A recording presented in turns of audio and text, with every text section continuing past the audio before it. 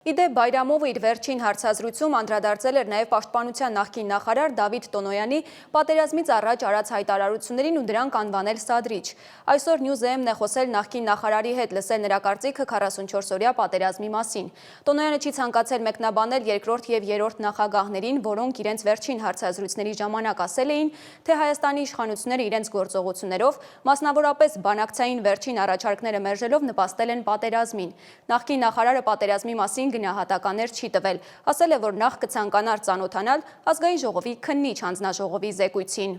44-օրյայի հետ կապված ես կարող եմ շատ հստակ մեկ բանի